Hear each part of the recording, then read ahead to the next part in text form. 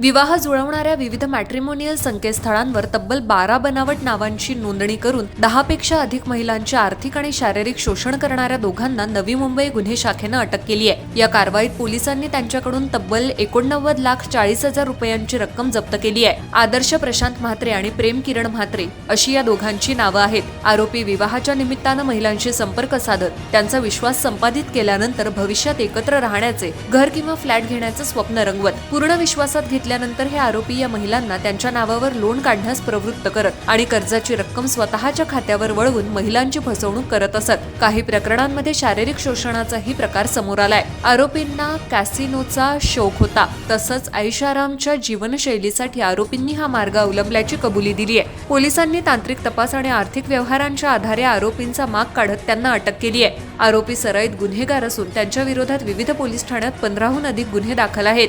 या प्रकरणाचा पुढील तपास गुन्हे शाखेकडून सुरू असून विवाह संकेतस्थळांवर ओळख करून घेताना नागरिकांनी काळजी घ्यावी असं आवाहन पोलिसांकडून करण्यात आलंय। रबाळे पोलीस स्टेशनच्या गुन्ह्यामध्ये नवी मुंबई पोलीस आयुक्तालयाच्या सेंट्रल युनिट क्राईम ब्रँचने आरोपी आदर्श म्हात्रे वय वर्ष 34 राहणार अलिबाग याला अटक केलेली आहे।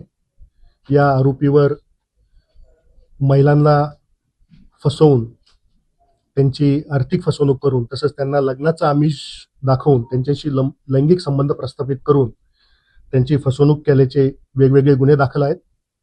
2025 मध्ये 1 गुन्हा, 26 मध्ये 4 गुन्हे असे सध्याचे 5 गुन्हे दाखल आहे आणि पूर्वीचे 2023 पूर्वीचे 10 गुन्हे दाखल आहेत। यामध्ये आरोपी हा इस्रोमध्ये सायंटिस्ट आहे किंवा PWD मध्ये उच्च अधिकारी आहे। या प्रकारची बनावट प्रोफाईल मॅट्रिमोनियल साइट्स शादी.com सारख्या आणि टिंडर ॲप या ठिकाणी क्रिएट करून ज्या महिला उच्च शिक्षित आहेत, ज्यांना गल्लेलठ्ठ पगार आहेत आणि ज्या एकट्या आहेत, ज्यांचा डायव्होर्स झालेला आहे, अशा महिलांना आरोपी स्वतःच्या जाळ्यात ओढत होता। त्यांना सुरुवातीला आर्थिक गुंतवणुकीचा आमिष दाखवून त्यांच्याकडून पैसे लाटत होता। महिला सिलेक्ट करण्यासाठी तो पर्टिक्युलरली ज्या महिलांचं बँक अकाउंट ॲक्सिस बँक असेल, HDFC असेल किंवा ICICI असेल, ज्या ठिकाणी इन्स्टंट प्री अप्रूव्ड लोन मिळतं, अशाच महिलांना तो सिलेक्ट करत होता। त्यांच्याशी संपर्क साधून त्यांना वेगवेगळ्या प्रकारच्या फॅन्टसी दाखवून त्यांच्याशी जवळीक तो साधत होता।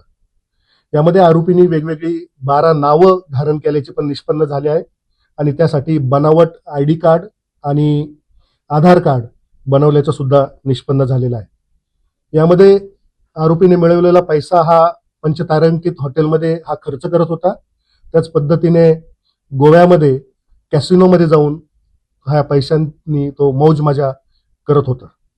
यामध्ये आतापर्यंत रबाळे पोलीस स्टेशनच्या गुन्ह्यामध्ये 6 साक्षीदार महिला आमच्या संपर्कात आलेल्या आहेत।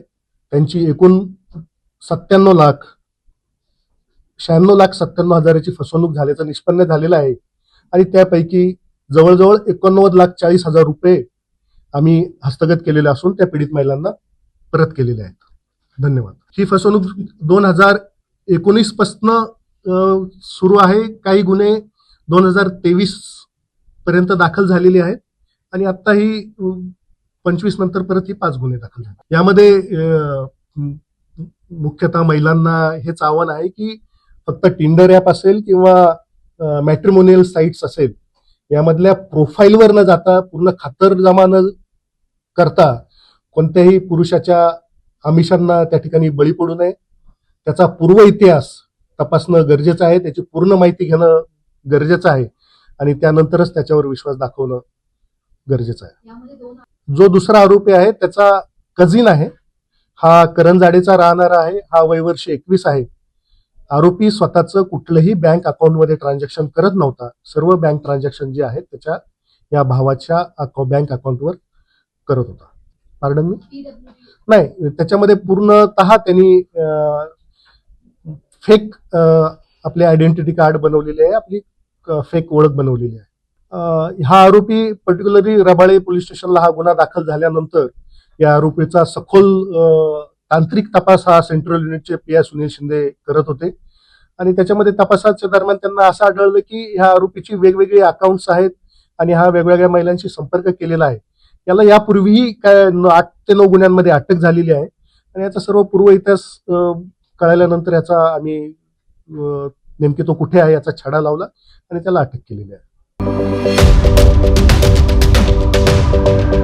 यूट्यूबवर सुद्धा रायगड टाइम्स सर्च करा आणि पहा रायगडच्या कानाकोपऱ्यातील प्रत्येक बित्तम बातमी. आणि हो, लगेचच सबस्क्राईब बटनवर क्लिक करायला विसरू नका.